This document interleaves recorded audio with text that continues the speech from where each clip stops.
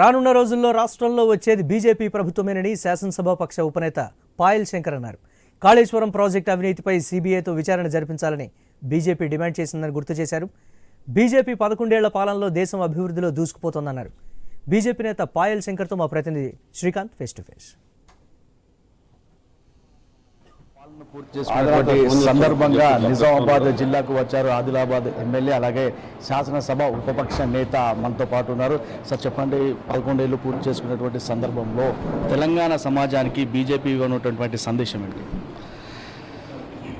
గడిచిన 11 ఏళ్ల నరేంద్ర మోడీ గారి పరిపాలనలో భారతదేశం ప్రపంచానికే నాయకత్వం వహించే దిశగా ప్రయాణం కొనసాగిస్తున్నది.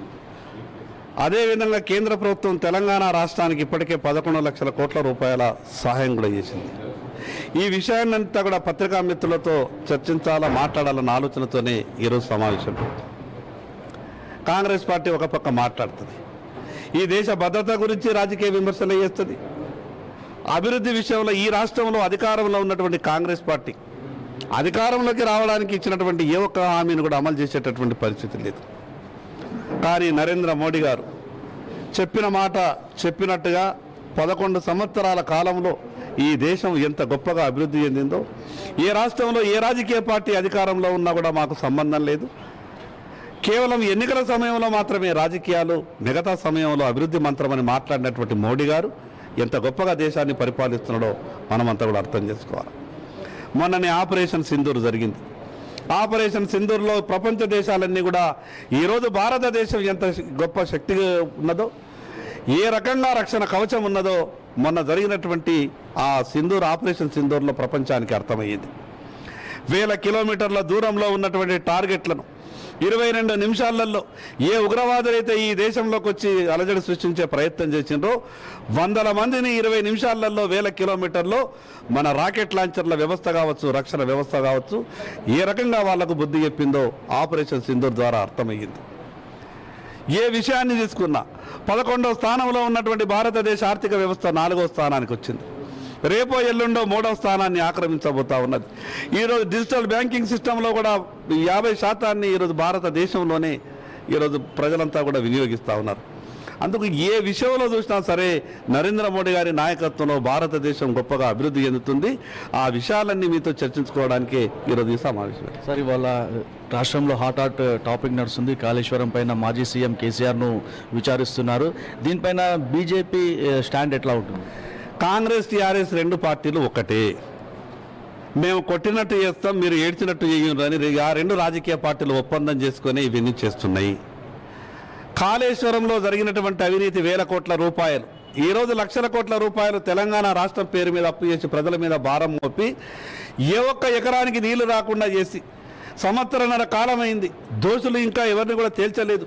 కాళేశ్వరంలో జరిగినటువంటి అవినీతి ఈ దేశంలోనే కాదు, ఈరోజు విదేశాలకు డబ్బు పోయిందని చెప్తా ఉన్నారు.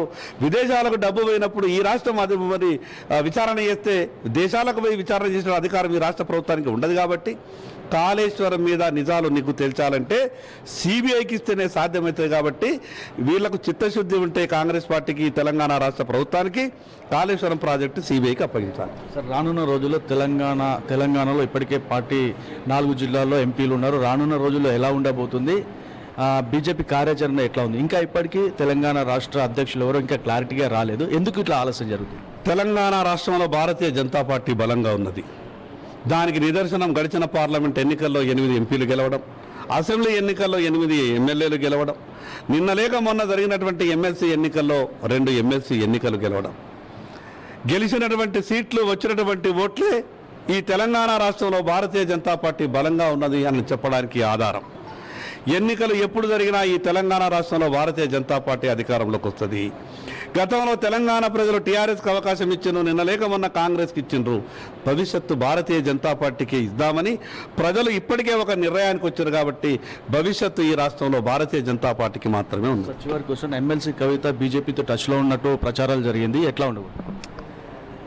ఎవరైనా ఒక పార్టీలో చేరుతామనంటే, పెద్ద నాయకులు ఎవరన్నా వచ్చి చేరుతామంటే అది దానికి సంబంధించినటువంటి మా రాష్ట్ర నాయకత్వం, కేంద్ర నాయకత్వం వాళ్ళు ఆలోచిస్తారు.